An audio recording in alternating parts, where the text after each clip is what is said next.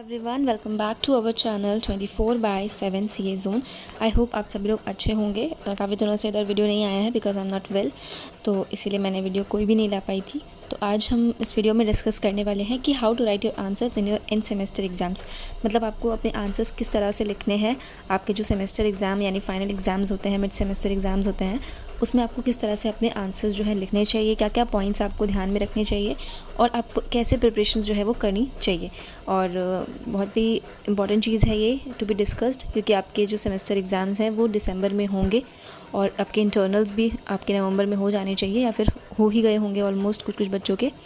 तो आपके जो एंड सेमेस्टर के एग्ज़ाम है उसका शेड्यूल भी आ जाएगा, तो उसके लिए मैं आपको अपडेट कर दूँगी कि वो कब आ रहा है और उसके लिए भी मैं एक वीडियो जो है वो बना दूँगी। तो यहाँ पे हम देख लेंगे कि आपको कैसे अपनी तैयारी करनी है एग्ज़ाम के लिए और क्या क्या अपने पॉइंट्स जो हैं वो आपको याद रखने हैं वाइल राइटिंग और आंसर्स। तो आपको कौन कौन सी चीज़ें जो हैं वो ध्यान में रखनी है। तो यहाँ पे मैंने आपको सारी चीज़ें बताऊँगी। यहाँ पे मैंने एक एक चीज़ एकदम फ्रेम करके रखी है, तो वो इस वीडियो में हम डिस्कस करने वाले हैं।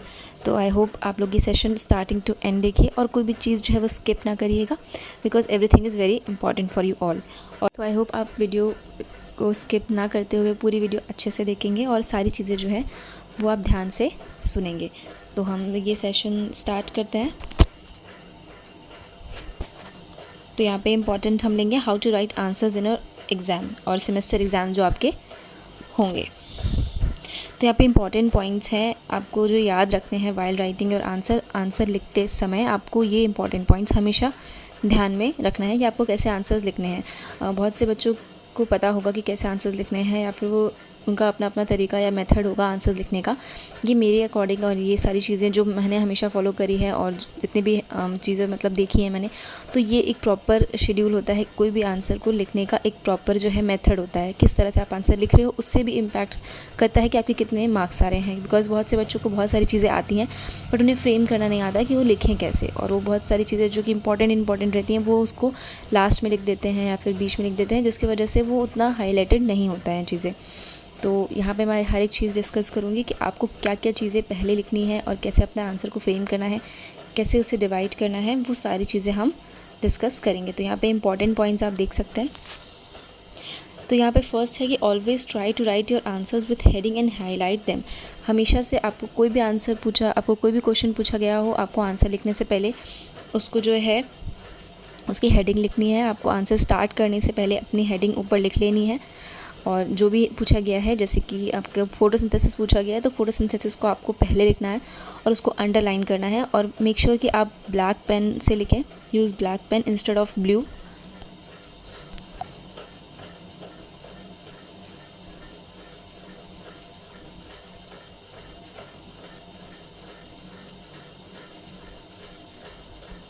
ब्लैक पेन या ब्लैक मार्कर से उसको आंसर को स्टार्ट करिए ताकि वो चीज़ हाईलाइट रहे और आप क्या बताना चाह रहे हो वो एकदम स्पष्ट रहे, जिससे कि एग्जामिनर को दिक्कत ना हो आपके आंसर चेक करने में या उसको कोई भी कन्फ्यूजन ना हो। तो ये मोस्ट इम्पॉर्टेंट चीज़ है आपके आंसर स्टार्ट करने से पहले। तो always define a word before writing the answer. मतलब आपको अगर पूछा गया है, कोई भी वर्ड पूछा गया, जैसे कि फोटोसिंथेसिस है और उसके मेथड्स बताइए और कैसे प्रोसेस होता है इसके प्रोसेस बताइए, तो हमेशा आपको पहले उस वर्ड को डिफाइन करना है जो भी आपसे क्वेश्चन में पूछा गया है। Always try to define this word, क्योंकि इससे आंसर जो है आपका और ज़्यादा बेटर वे में रिप्रेजेंट होता है एग्जामिनर के सामने। क्योंकि ऐसे हम डायरेक्ट आंसर लिखना शुरू कर देते हैं तो एक तरह से वो लगता है कि एक प्रॉपर मेथड नहीं है आंसर लिखने का। अगर आप ऐसे लिखेंगे फ्रेम करके तो वो एग्जामिनर को एक अच्छी रिप्रेजेंटेशन देगा। आपको आती है, आपको नॉलेज है इस चीज़ की, वो आपको ये दिखाएगा। तो ऑलवेज़ डिफाइन द वर्ड। आपको पहले वर्ड डिफाइन करना है, जो भी वर्ड या जो भी क्वेश्चन पूछा गया है उसके बारे में आपको उसका तथ्य बताना है। उसके बाद ही आप उसके जो भी मेथड्स हैं, प्रोसेस हैं, एडवांटेजेस है, डिसएडवांटेजेस है, जो भी पूछा गया हो उसके बाद ही आपको वो चीज़ बतानी है, थ्योरी वाले बच्चों के लिए बेसिकली। तो आपको हमेशा ये चीज़ ध्यान रखनी है कि आपको वो वर्ड अच्छे से डिफाइन करना है, उसे डिस्क्राइब करना है अच्छे से। उसके बाद ही आप उसके एडवांटेजेस, डिसएडवांटेजेस जो भी आपके हैं वो आप लिखें। Your answer should be to the points. और आपका आंसर टू द पॉइंट्स होना चाहिए। ये नहीं कि आप एक वर्ड को 2-3 बार रिपीट कर रहे हैं और रेगुलरली एक लाइन में 3-4 बार सेम ही चीज़ लिख रहे हो, तो वो कहीं ना कहीं आंसर्स में मार्क्स आपके जो है कट होते हैं। बिकॉज एक ही चीज़ को अगर आप बार बार फ्रेम करोगे तो उससे आप अपनी शीट ही भर रहे हो और उससे कोई भी वो मीनिंगफुल आंसर नहीं होगा। तो मेक श्योर आप टू द पॉइंट्स लिखें, जितना भी आपको आता है उससे रिलेटेड आप लिख सकते हैं, आप एग्जाम्पल डाल सकते हैं बीच में, बट टू द पॉइंट होना चाहिए। Try to answer in points, और ये बहुत इंपॉर्टेंट चीज़ है कि आप उसको मतलब एज अ पैराग्राफ लिखने से के बजाय आप उसे पॉइंट्स में लिखें, बिकॉज पॉइंट्स में चीज़ें क्या रहती हैं, हाईलाइटेड रहती हैं, और एक एक पॉइंट पढ़ने में भी एग्जामिनर को जो है आसान रहता है, तो वो अच्छे से आपके अब सारे पॉइंट समझ लेते हैं। और अगर आपका पॉइंट सही होता है तो आपको उसमें मार्क्स नहीं कटते हैं, बिकॉज वो पॉइंट्स अगर आपने सही लिखे हैं, एकदम टू द पॉइंट है, और क्वेश्चन में जो पूछा गया है वही बताया गया है, तो ये कहीं ना कहीं आप लोगों के लिए बहुत अच्छी चीज़ है कि आपके जितने भी अगर आप पॉइंट्स में आंसर लिखेंगे तो वो बहुत ही अच्छे से रिफ्लेक्ट होगा एग्जामिनर को, जो आपका आंसर्स है वो बहुत ही अच्छे से रिप्रेजेंट करेगा उन्हें, तो वो मार्क्स काटेंगे ही नहीं आपको फुल मार्क्स देंगे। और ऑब्वियस सी बात है, जब अपना आंसर आप सही लिखा है, एकदम टू द पॉइंट लिखा है, तो आपके पूरे मार्क्स उस क्वेश्चन में मिलते हैं।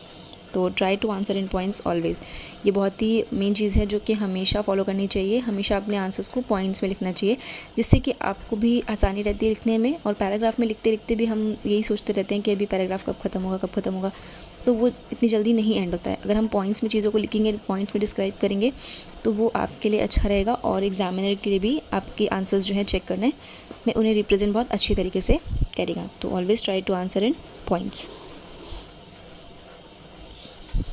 और अगर वर्ड्स में पूछे हैं कि आपको 400-500 वर्ड्स लिखने हैं, तो भी आप कोशिश करिए कि आप पॉइंट्स में ही लिखें, बिकॉज पॉइंट्स में लिखने से ना आपकी चीज़ें एकदम एक्सप्लेन बहुत अच्छे से होती हैं, ताकि जितनी भी आपने जो भी चीज़ें लिखी हैं वो डिस्क्राइब बहुत अच्छे से करता है, और वो उतने ही वर्ड्स आप काउंट करके, या फिर जितने भी जैसे लॉन्ग आंसर्स होते हैं तो उसमें normally we will write 5 to 6 pages, और 5 एटलीस्ट 5 पेजेस तो हम लिखते ही हैं, 4 to 5 पेजेस हम लिखते ही हैं। तो उसके बाद नेक्स्ट देखते हैं। नेक्स्ट में है always give an example after the conclusion and end of their answer. Like आपको हमेशा मतलब यू कैन राइट और ड्रॉ, मतलब आपको हमेशा जो है एक एग्जाम्पल ज़रूर देना है। कोई भी क्वेश्चन पूछा गया हो तो आप अगर आप एग्जाम्पल आप देंगे, या फिर उससे रिलेटेड कोई चीज़ बता देंगे, या आप उससे कंटेंट ड्रॉ कर देंगे, उसी टर्म से रिलेटेड आप कुछ ड्रॉ कर देते हैं, तो ये बहुत ही अच्छा रिप्रेजेंट करता है आपके आंसर्स को, टू ड्रॉ समथिंग, और आपको एग्जाम्पल दे दें कि हाँ ये सिचुएशन किसी के साथ हुई थी सेम ऐसी, या फिर आप कोई डायग्राम ड्रॉ कर दें दिखाते हुए, कुछ पिक्चर रिप्रेजेंटेशन कर दें, तो इससे भी आपका जो आंसर होता है वो काफ़ी ज़्यादा रिप्रेजेंटेबल लगता है आपके एग्जामिनर को, जिससे मार्क्स में भी वो इम्पैक्ट करता ही है। तो ऑलवेज ट्राई टू राइट और draw something related to the question, जो भी क्वेश्चन पूछा गया है उससे रिलेटेड आप कोई चीज़ ज़रूर लिखें, या फिर एग्जाम्पल सेट करें, जिससे कि आपका जो आंसर है वो एक बहुत अच्छी रिप्रेजेंटेशन दे एग्जामिनर के सामने। नेक्स्ट है to remember author and philosopher, so write in the starting and middle of the answer. अब जैसे कि बहुत सारी थियोरेटिकल चीज़ें हैं जिसमें कोई भी मतलब जैसे एडम स्मिथ ने दी है, फिलिपिन्स ने दी है, तो ये आप हमेशा जो है, जैसे मैनेजमेंट आपसे पूछा गया हो तो मैनेजमेंट की जिसने डेफिनेशन दी है उसका हमेशा आंसर, उसका हमेशा नाम लिखिए स्टार्टिंग में ही, या फिर वर्ड को डिफ़ाइन करने के बाद मैनेजमेंट, जैसे वर्ड आपसे पूछा गया है तो मैनेजमेंट को डिफ़ाइन करने के बाद आप जो है एडम स्मिथ की डेफिनेशन या उनका नाम जो है याद रखें, और उनकी डेफिनेशन एक लिख दें, जिससे कि एक आपका जो आंसर लगता है वो एक बहुत अच्छी तरीके से रिप्रेजेंट होता है। तो ऑलवेज़ राइट फिलोसफर्स और ऑथर नेम आप हमेशा लिखिए। मेक श्योर आप 1-2 डेफिनेशन या 1-2 ऑथर के नाम ज़रूर याद करके जाइए, और उनकी डेफिनेशन ज़रूर याद करके जाइए, जो कि आप अपने आंसर्स में लिख सकें, आइदर वो शॉर्ट नोट हो या फिर वो लॉन्ग आंसर्स हों। Try to attempt all the question. अब देखिए क्वेश्चंस का क्या रहता है कि वहाँ पे आपको चॉइस रहती है कि आपको शॉर्ट नोट्स जो हैं वो ऑलमोस्ट सारे करने होते हैं, और जो लॉन्ग आंसर्स होते हैं उसमें आपको एक एक चूज़ करना होता है यूनिट वाइज। तो यहाँ पे आपको कोई भी क्वेश्चन छोड़ना नहीं है, आपको आंसर लिखने का ट्राई करना है। आपको उससे रिलेटेड अगर कुछ भी समझ में आ रहा है तो आप लिखिए, बट आप टू द पॉइंट ही लिखिए। अगर आपको नहीं आता है तो भी आप ट्राई करिए कि आप उस आंसर को ज़रूर लिखें, बिकॉज़ आपका कहीं ना कहीं अगर वो एग्जामिनर देखता है और उसे लगता है कि हाँ आपका आंसर सही है और आपको थोड़ा बहुत भी उस चीज़ के बारे में नॉलेज है, तो वो कंसीडर कर सकता है। हर एक चीज़, हर एक टर्म जो होता है किसी ना किसी चीज़ से रिलेटेड ही होता है। तो मेक श्योर आप उसको देखें और उसके हिसाब से अपना आंसर जो है लिखिए। और आप जैसे शॉर्ट नोट्स होते हैं, कोई नोट्स हमें नहीं समझ में आते हैं तो हम नहीं लिख पाते हैं, हम उसे छोड़ देते हैं। तो ये चीज़ बहुत ही इम्पॉर्टेंट है कि आपको पहले अपने सारी चीज़ें जो भी हैं अच्छे से करनी है, और आपको जो चीज़ें आती हैं वो आपको पहले अटेम्प्ट करनी है, और जो चीज़ें आपको नहीं आती उसको आपको एंड के लिए रखना है। जैसे आपको शॉर्ट नोट सारे आते हैं, लॉन्ग आते हैं, तो आपको जो चीज़ें सबसे पहले आती हैं उसको आप ट्राई कवर करिए सबसे पहले, जिससे कि आपका जो टाइम वेस्ट होगा बाद में, क्योंकि बाद में हड़बड़ी रहती है बहुत ज़्यादा, तो हमारे पास उतना इनफ टाइम नहीं होता है कि हम एक आंसर को बहुत अच्छे से डिस्क्राइब करें। तो बेटर यही ऑप्शन रहता है कि हम सबसे पहले वो क्वेश्चन अटेम्प्ट करें जो हमें आता है, जिसमें हम एटलीस्ट पूरा मार्क्स ला सकते हैं। तो always try to attempt those question जो आपको बहुत अच्छे से आते हों, आइदर वो शॉर्ट नोट्स हो और लॉन्ग आंसर्स हो। बहुत से लोग ये कहते हैं कि आपको जो है आंसर्स अटेम्प्ट करने चाहिए वो पहले शॉर्ट नोट्स करने चाहिए, but as per my advice मैं आपको बोलूँगी कि आप पहले लॉन्ग अटेम्प्ट्स करो सारे, उसके बाद आप शॉर्ट्स पे ध्यान दो, बिकॉज लॉन्ग में हमारा सबसे ज़्यादा टाइम जाता है, और अगर हम लास्ट में उसे करेंगे तो कहीं ना कहीं वो हम आंसर्स नहीं दे पाएंगे और हम अच्छी तरह से एक्सप्लेन चीज़ें नहीं कर पाएंगे, और वो ज़्यादा मार्क्स के भी होते हैं। तो try to attempt long answers, पहले आप लॉन्ग आंसर्स कर लीजिए, उसके बाद ही आप लास्ट पे शॉर्ट के लिए भी आप जो है टाइम फ्रेम करके रखिए। अगर आपने लॉन्ग के लिए 2 घंटा दिया है तो आप शॉर्ट्स के लिए भी 1 घंटा मैक्सिमम रखिए, बिकॉज शॉर्ट्स में भी आपको लिखने होते हैं अच्छी से सारी चीज़ें। तो अपना टाइम सेट करके रखिए, एटलीस्ट 2 घंटा या 1.5 घंटा आप लॉन्ग आंसर्स को ज़रूर दीजिए। बहुत ज़्यादा इनफ टाइम आपको नहीं देना है, और हाफ एन आवर आपको शॉर्ट्स के लिए नहीं छोड़ना है, बिकॉज हाफ एन आवर में शॉर्ट्स आपके नहीं कंप्लीट हो पाएंगे और आप अच्छे से उस चीज़ को भी नहीं डिस्क्राइब कर पाओगे। तो बेटर है कि आप दोनों में टाइम मैनेजमेंट अपना ज़रूर करके रखिए। यहाँ पे टाइम मैनेजमेंट भी बहुत इंपॉर्टेंट है कि आप पेपर कैसे और कितने समय में आप कर रहे हो। तो यहाँ पे टाइम मैनेजमेंट आपका बहुत ही इंपॉर्टेंट रोल प्ले करता है। तो मेक श्योर आप दोनों चीज़ों को अच्छे से बैलेंस करके तभी आप आंसर जो है वो करिए। मैनेजमेंट में भी मैंने एक पॉइंट ऐड किया है कि आपको जो 2 आवर्स यानी 2 घंटा जो है आपको देना है लॉन्ग आंसर्स को अपने, और 1 घंटा एटलीस्ट आप 1 घंटा पूरा अपना रखिए शॉर्ट्स के लिए, बिकॉज शॉर्ट्स के लिए भी हमें टाइम चाहिए होता है कि हम चीज़ें अच्छे से डिफ़ाइन कर पाएँ। जल्दी में अगर आप डिफ़ाइन करोगे तो वो कहीं ना कहीं कुछ ना कुछ पॉइंट्स जो है वो छूट जाएंगे। तो 3 घंटे का पेपर होता है, तो 2 hours for long answers and 1 hour for short answer. ज़्यादा टाइम आप लॉन्ग को भी नहीं देंगे, बिकॉज अगर आपने लॉन्ग को ज़्यादा टाइम दिया तो आपके शॉर्ट सारे छूट जाएंगे, तो वो कहीं ना कहीं आपके लिए एक लॉस रहेगा। उसके बाद draw a line after completing the answer. हमेशा आपको ये चीज़ याद रखनी है, और बहुत से बच्चे करते भी होंगे कि अपने आंसर्स के बाद जो है लास्ट में लाइन ड्रॉ कर देते हैं।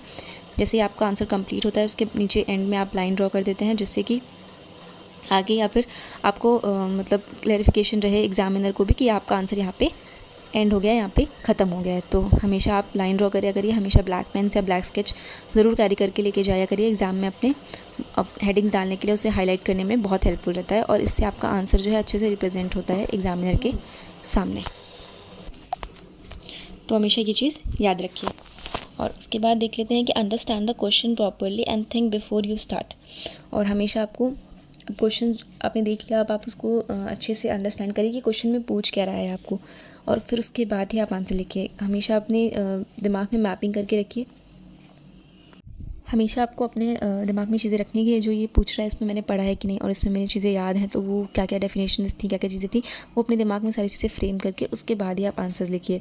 और आप पहले ही अपने आंसर्स में हेडिंग्स और सब हेडिंग्स डाल लीजिए, जो भी है उसके हिसाब से आप आंसर जो है वो लिख सकते हैं। जैसे डिसएडवांटेजेस और एडवांटेजेस पूछे हैं तो वो आप पहले ही वहाँ पे हेडिंग उतना डाल के, ताकि आपको याद रहे। आगे आपको जैसे आप आंसर लिखने जाते हो तो बीच में आप जो है वो भूल जाते हो कि क्या क्या इसमें पॉइंट्स थे, तो जैसे आपको याद है कि हाँ इसमें मुझे ये चीज़ें लिखनी है, तो उसका एक हेडिंग और उसका एक कॉलम बना के आप वहाँ छोड़ सकते हैं, जिससे आप बीच में जितना आंसर को डिवाइड करेंगे अपने पोर्शंस में या सब हेडिंग्स में, तो उसके हिसाब से आपका जो आंसर रहेगा वो क्लैरिफाई एकदम होगा।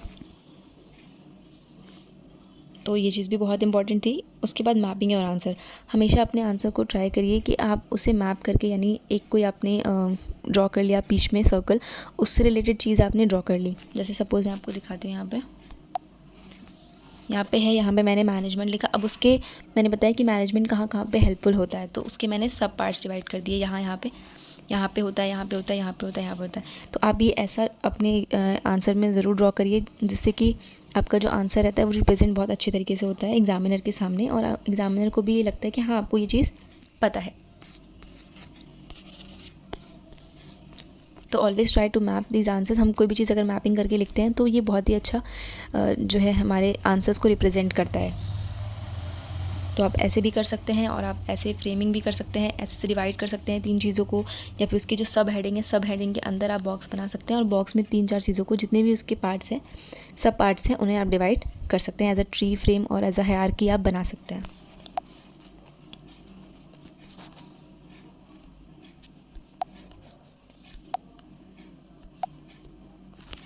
तो इस तरह से भी आपको आंसर्स लिखने चाहिए।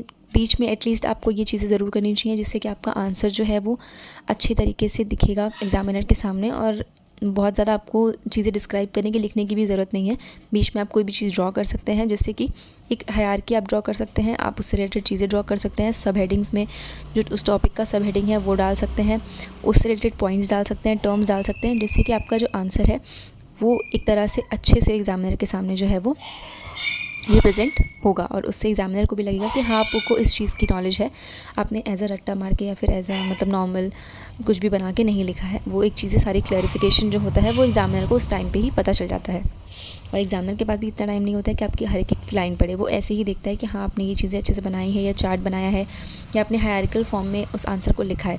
तो ये आपके लिए बहुत ही इंपॉर्टेंट इम्पैक्ट करता है एग्जामिनर के सामने। तो try to mapping your answers. तो ये सारी चीज़ें थी जो बहुत ही इंपॉर्टेंट है आपके आंसर्स में, जो कैसे आपको आंसर्स जो है वो लिखने हैं। तो ये सारी चीज़ें आप ज़रूर याद करिएगा, और याद रखिएगा अपने एग्ज़ाम में जब आप आंसर लिखेंगे तो ये सारी चीज़ें आप नोट कर लीजिए। उसके बाद अब आपको प्रिपेयर कैसे करना है एग्ज़ाम के लिए अपने, और क्या फॉर्मेट रहता है एग्ज़ाम का। तो जितने भी बच्चे नए हैं उनके लिए थोड़ा सा ये फर्स्ट एक्सपीरियंस होगा। जितने भी बच्चे यूजी के हैं बेसिकली, क्योंकि उनकी 12th के बाद वो डायरेक्ट ग्रेजुएशन में आ गए हैं, तो उन्हें कहीं ना कहीं इस फॉर्मेट के बारे में नहीं पता होगा, या फिर हो सकता है उन्होंने पहले पता करा हो या उन्हें किसी ने बताया हो। तो मैं इस वीडियो में सारी चीज़ें डिस्कस करूँगी कि कैसे आपको प्रिपेयर करना है अपने एग्ज़ाम्स के लिए, और कैसा आपका फॉर्मेट रहने वाला है। और फॉर्मेट रहता है एलयू का और किसी भी एफिलिएटेड कॉलेजेस का जो एग्ज़ाम फॉर्मेट रहता है वो किस तरह से रहता है। तो किस तरह से आप इतने कम समय में जो है अच्छी तैयारी कर पाएंगे, और क्या क्या मेथड्स हैं, क्या क्या आपको चीज़ें फॉलोअप करनी चाहिए कि आप 15-20 दिनों में अच्छे से तैयारी करके एटलीस्ट 75% स्कोर अपना बना लो। कोशिश करो कि उससे ज़्यादा बने, बट एटलीस्ट 75% या 70% तक तो आपका स्कोर या आपके जो मार्क्स हैं वो बन जाने चाहिए। तो ये सारे मेथड्स मैं आपके साथ डिस्कस करूँगी कि किस किस तरह से आपको पढ़ाई करनी है, तैयारी करनी है अपनी, और किस तरह से आपको बेटर वे में परफॉर्म करना है with in minimum duration of time. तो पहले तो आपको चेक कर लेना है आपका शेड्यूल वगैरह, एवरीथिंग आपको प्रॉपर्ली चेक कर लेनी है। बहुत से बच्चों ने चेक कर लिया होगा, और बहुत से बच्चों को लगा होगा कि नहीं एग्ज़ाम आने दो, हम आराम से चेक करेंगे 1 हफ़्ते पहले या फिर 2-3 दिन पहले।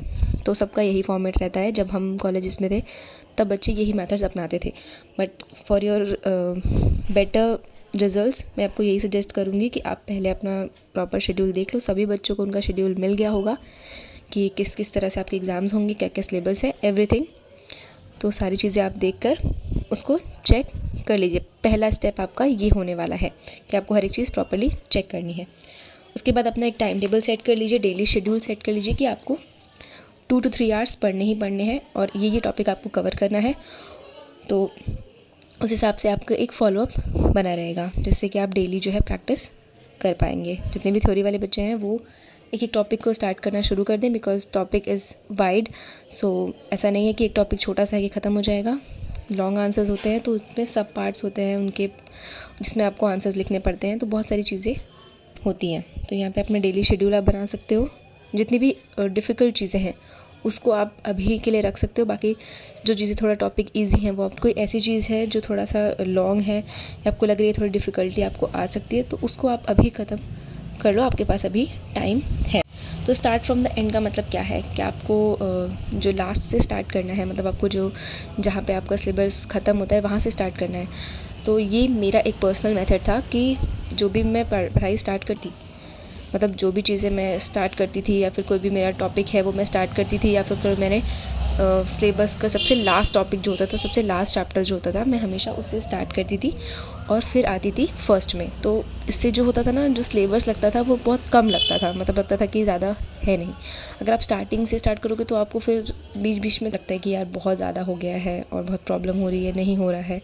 तो इस चीज़ के लिए हमेशा एंड से स्टार्ट करेंगे। तो हमेशा ये कोशिश करिए कि स्टार्ट करिए जो भी आपका सिलेबस है उसके लास्ट टॉपिक से स्टार्ट करिए, लास्ट चैप्टर से स्टार्ट करिए, और तब आइए आप फर्स्ट पे। तो आप ये चीज़ देखेंगे कि इससे आपका जो तैयारी है, जो आपकी प्रिपरेशन है, वो बहुत ही जल्दी कवर अप हो जाती है, और आपको ये भी नहीं लगता है कि अभी तो लास्ट वाला टॉपिक बचा हुआ है उसे मुझे करना है, ऐसा वाला फील नहीं आता है। बाकी अपना अपना पर्सनल तरीका है सबका अपना। बाकी ये मेरा एक पर्सनल सजेशन था कि आप हमेशा एंड से स्टार्ट करने की कोशिश करिए। उसके बाद start making your notes daily in short form और वट एवर भी कन्वीनियंट टू यू। तो थोड़ा थोड़ा नोट्स जो है आप स्टार्ट कर दीजिए, जो भी आपके कॉलेजेस में आपको नोट्स आपने बनाए होंगे या फिर जिन बच्चों के पास नहीं बनाए जिन्होंने, तो एक शॉर्ट डिस्क्रिप्शन लेकर, जैसे कि कोई टॉपिक आपने ले लिया, उसके बाद आप एक प्रॉपरली शॉर्ट फॉर्म में उसको लिख सकते हैं, just to be your like आपको कैसे लिखना है, आपको एग्ज़ाम में लिखना है तो आपको बहुत सारा लिखना पड़ेगा। तो अगर थोड़ा थोड़ा करके भी आप अभी से लिखना शुरू करेंगे तो आपकी एक प्रैक्टिस में बन जाएगा, क्योंकि एग्ज़ाम में डायरेक्टली लिख पाना हाथ दर्द होने लगता है लिखते लिखते।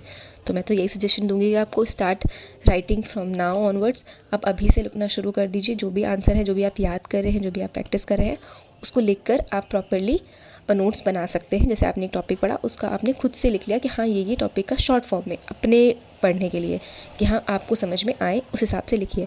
जो भी है वो लिखते रहिए और इसी तरह से अपने नोट्स जो है वो बनाते रहिए, तो जिससे आपको एग्ज़ाम में बहुत सारा पढ़ने के बजाय आपको अपने नोट्स देखेंगे, जिससे आपको आगे सही रहेगा। और बाकी जितने भी बच्चों ने कॉलेजेस के नोट्स बनाए हैं, उसमें आप एक मतलब अपने पेन या पेंसिल से जो भी है ओवर राइटिंग करके उसके ऊपर शॉर्ट फॉर्म में उसको कर सकते हैं, ताकि आपको पढ़ने में आसानी रहे।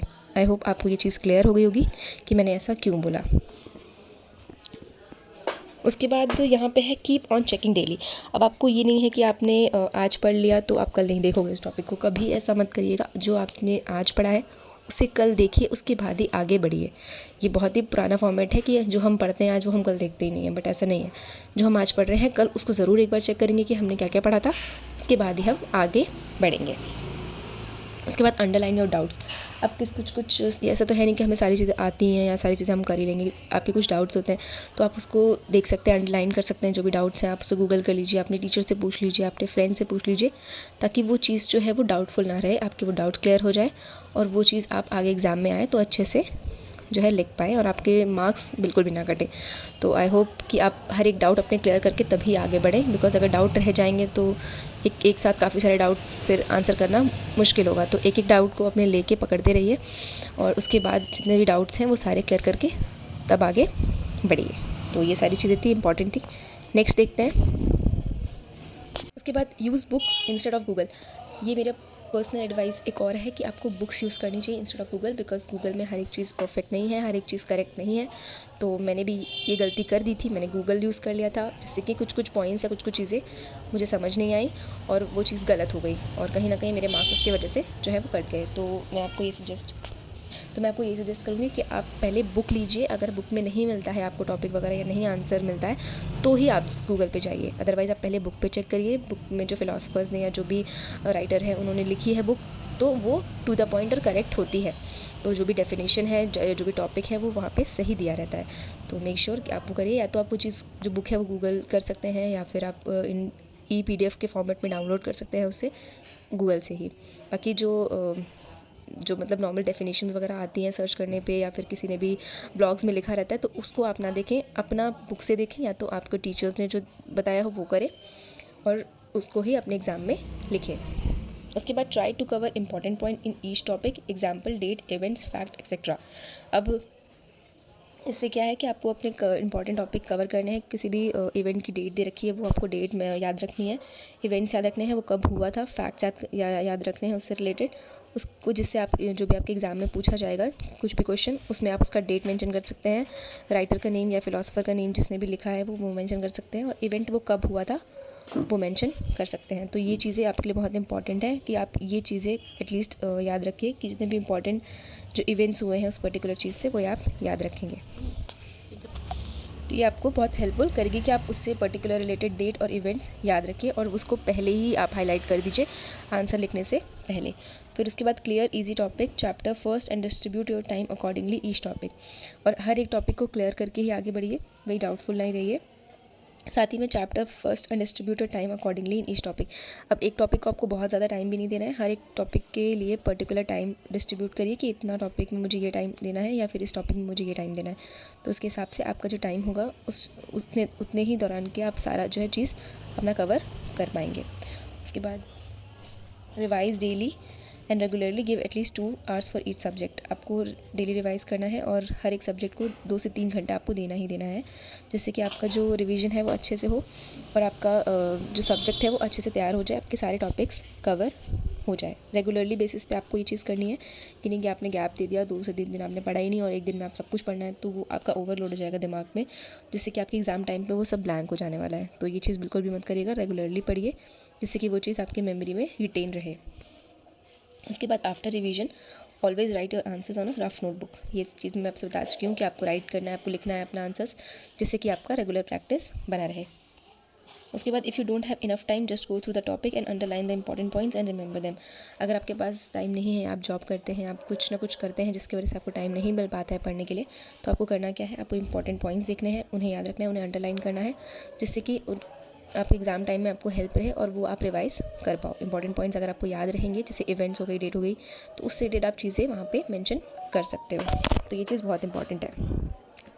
उसके बाद to wake up early in the morning and recall everything for a long period of time. ये मेरा मेथड था कि जो भी मैं रिवीजन करती थी हमेशा मॉर्निंग में करती थी, सुबह 4 से 5 बजे के आसपास आप रिवीजन ज़रूर करिए कि क्योंकि जो टॉपिक रहता है वो आपको जो भी आप पढ़ते हो, बेसिकली जो भी आप पढ़ते हो वो आपकी मेमोरी में हमेशा रिटेन रहेगा। अगर आप सुबह के टाइम पे पढ़ते हो, 4 से 5 के बीच में या 5 से 6 के बीच में पढ़ते हो, तो वो आपकी मेमोरी में कहीं ना कहीं रिटेन रहती है चीज़ें।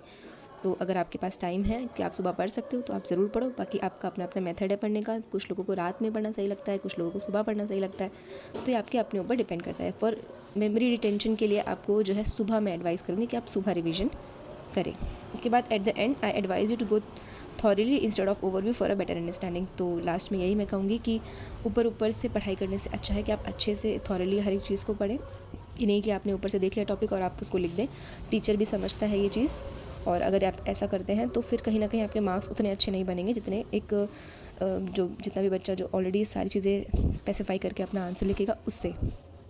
बाकी अगर आपको सिर्फ जस्ट पास करना है एग्ज़ाम तो आप ये चीज़ कर सकते हैं। बाकी अगर नॉलेज के लिए चाहिए, आगे फ्यूचर के लिए चाहिए कि आपकी ये चीज़ें कहीं ना कहीं काम आए, तो हर एक चीज़ को थॉरली पढ़िए। और आपके पास उतना टाइम नहीं है अभी, बट जो भी चीज़ है, जो भी टॉपिक है, कोई भी टॉपिक अगर आप ले रहे हो, सारे टॉपिक तो आप नहीं पढ़ पाओगे, जो भी टॉपिक आप ले रहे हो वो एटलीस्ट आपको पूरा अच्छे से आना चाहिए। बाकी कुछ चीज़ें होती हैं जो हम नहीं देखते हैं, या फिर टीचर्स ने हमें बताया होता है कि आप ये नहीं पढ़िएगा, ये इंपॉर्टेंट नहीं है। टीचर्स बताते हैं कि आपको क्या क्या पढ़ना है, क्या क्या नहीं। उसके हिसाब से अगर टीचर ने कुछ अंडरलाइन करवाया, कुछ इंपॉर्टेंट बताया है, तो उसको आप ज़रूर थॉरली अच्छे से पढ़िएगा, ताकि उसमें आपके एटलीस्ट पूरे मार्क्स बने। ज़रूर जो भी पढ़ें सॉलिड पढ़ें, उसमें आपके जैसे 10 मार्क्स का पेपर है तो 10 पूरे आपके बने, उसमें आपका एक भी मार्क्स ना कटे। तो कोई भी चीज़ आप पढ़ें उसी को इसी तरह से पढ़ें कि उसमें आपका एक भी मार्क्स जो है वो कट नहीं पाए। तो आई होप आप लोग सब समझ गए होंगे, और इसी तरह से आपको अपनी तैयारी करनी है। इतने कम ड्यूरेशन में आपको इस तरह से अपना पढ़ना है कि आपको हर एक चीज़ अच्छे से आ जाए। आपको इंपॉर्टेंट आपको बेसिकली बताया है वो सब आपको कवर कर लेना है। तो वीडियो को ज़्यादा लंबा बना रखते हुए ये सारे इंपॉर्टेंट पॉइंट्स थे। अब मैं आपको क्वेश्चन पेपर एक बार दिखा देती हूँ कि आपका क्वेश्चन पेपर का फॉर्मेट जो है वो कैसा रहता है। यहाँ मैंने क्वेश्चन पेपर लिया है, MBA वालों का है ये बेसिकली। तो ये कम्युनिकेटिव इंग्लिश का उनका पेपर है, जिसमें आपका 3 घंटे का टाइम ड्यूरेशन होता है सबके लिए, और मैक्सिमम मार्क्स है 70। तो उनका 70 का पेपर होता है, किसी किसी का 100 का भी होता है। तो यहाँ पे देख सकते हैं आंसर 5 क्वेश्चन इन ऑल। तो यहाँ पे आपको 5 क्वेश्चन अटेम्प्ट करने हैं, जिसमें कि आपको जो फर्स्ट क्वेश्चन है, यानी आंसर द फॉलोइंग में जो फर्स्ट वाला दे रखा है, इसमें आपको सारे अटेम्प्ट करने हैं। इसमें आपको मतलब सारे करने हैं जितने भी दिए हुए हैं, इसमें वो मिस नहीं करना है कोई भी। साथ ही में जो हर एक यूनिट दे रखी है, यूनिट में आपको सिर्फ एक क्वेश्चन अटेम्प्ट करना है। 2 क्वेश्चन दिए हैं हर यूनिट में, बट आपको करना एक ही है। तो फर्स्ट क्वेश्चन इज़ कंपलसरी। उसके बाद आपके यूनिट 1 है, यूनिट 1 में सेकंड थर्ड दे रखा है, यहाँ पे देख सकते हैं सेकंड और थर्ड। तो इसमें से आपको सिर्फ एक ही क्वेश्चन अटेम्प्ट करना है। उसके बाद सेकंड यूनिट है, जिसमें आपको एक क्वेश्चन अटेम्प्ट करना है। इसमें से एनी वन, कोई भी एनी वन। और सिमिलरली थर्ड यूनिट में भी आपको एक क्वेश्चन अटेम्प्ट करना है, और इस हिसाब से आपको फोर्थ यूनिट में भी एक क्वेश्चन अटेम्प्ट करना है। तो उसी हिसाब से आपको यूनिट 4 में भी एक क्वेश्चन अटेम्प्ट करना है। तो टोटल आपके कितने क्वेश्चन हो गए? 5 क्वेश्चन हो गए। एक यूनिट 4 में से, 3 में से, सेकंड में से, और एक 1 में से। और एक जो फर्स्ट क्वेश्चन है वो कंपलसरी है, तो उसको आपको करना ही करना है। उसमें आपको ऑप्शन नहीं है कि आप जो है उसमें चूज़ कर पाओ। तो ये पेपर था कम्युनिकेटिव इंग्लिश का। ऐसे ही आपका पैटर्न होता है पेपर का, जिसमें कि क्वेश्चन नंबर 1 कंपलसरी होता है। उसके बाद 4 यूनिट होती हैं, जिसमें कि आपको एक एक क्वेश्चन अटेम्प्ट करना होता है सभी में से। तो यहाँ पे ये एज मैंने आपको सैम्पल दिखा दिया है। ऐसे ही कुछ पेपर आएगा। शॉर्ट नोट्स आपको पहले आएंगे, जैसे यहाँ पे आंसर द फॉलोइंग है, इसके जगह पे आपका शॉर्ट नोट्स रहता है। तो यहाँ पे आपका शॉर्ट नोट्स रहेगा पहले, जिसको आपको सारे करने होते हैं। तो शॉर्ट नोट्स आपको सब करने हैं, उसके बाद आपको लॉन्ग स्टार्ट करना है। और ये चीज़ मैं आपको बता चुकी हूँ कि आपको कैसे स्टार्ट करना है और क्या क्या चीज़ आपको पहले करनी है। तो आई होप आपका ये क्लियर हो गया। ये सारा टॉपिक ख़त्म होता है, सारी चीज़ें मैंने आपको बता दी हैं। इसी तरह से आप प्रिपरेशन करिए, अपनी तैयारी करिए और लगे रहिए। हमारी टीम की तरफ से आपको ऑल द वेरी बेस्ट। आप सभी का एग्ज़ाम अच्छा जाए और आप 75 से अबव सबके स्कोर हों। तो बाकी आप लोगों को सभी को बहुत बेस्ट विशेस। बाकी आपकी कोई भी क्वेरी है तो आप कनेक्ट हो सकते हैं हमारे से। इस तरह से अपना ध्यान रखिए और सब्सक्राइब ज़रूर कर दीजिएगा चैनल को। और कोई भी फर्दर अपडेट रहती है उसके लिए हमसे जुड़े रहिए। धन्यवाद।